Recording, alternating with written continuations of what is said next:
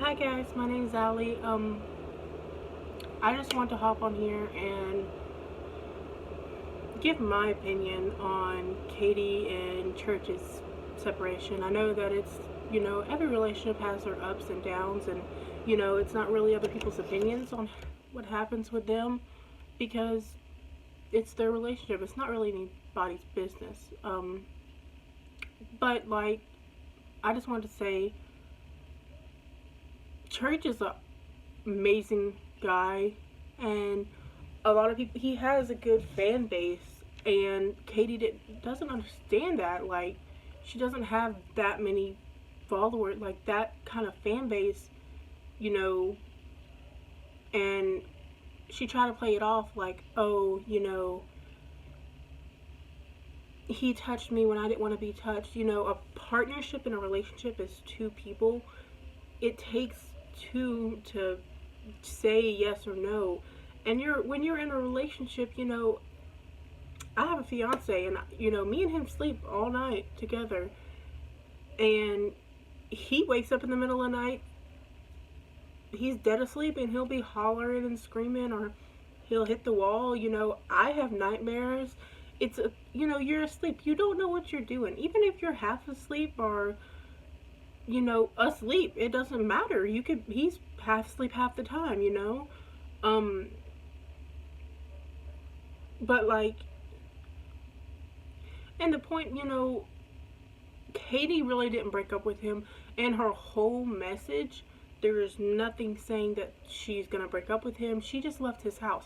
If anything, Church broke up with her whenever he called her and was like, if that's how you're gonna be, this is over. Block my number and don't call me. Um, and it takes a,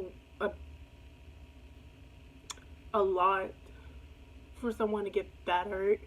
And it was just over one thing. I don't see why she made it such a big deal, you know, as much as if that wasn't happening to me and I was in a relationship with a person, I wouldn't make that a big deal. But I can't put myself in her shoes. That's not my position. Um, it just takes a lot for one person to mess up one thing in one night. It was a split decision. And to be honest, Upchurch and Katie didn't look like they were going to last that long. Just because the fact is they rushed into it. And, I've made that mistake a lot in my life. I've rushed into a lot of things. But, we're people. We make mistakes. It happens. It's life, you know. Um, this is my first video on this channel.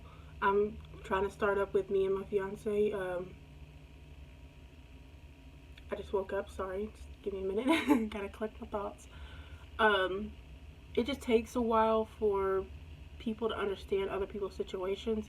In this situation, Upchurch, he's gonna get all of the support because he has that fan base. He has those people to back him up. He has family. Like, all his fans are like family to him. Like, he keeps it true and tells the truth, and he don't, try to like off script things. Church made his video, and then right after that, Katie had to come out with that video. It's like, this is what happened, let me explain it.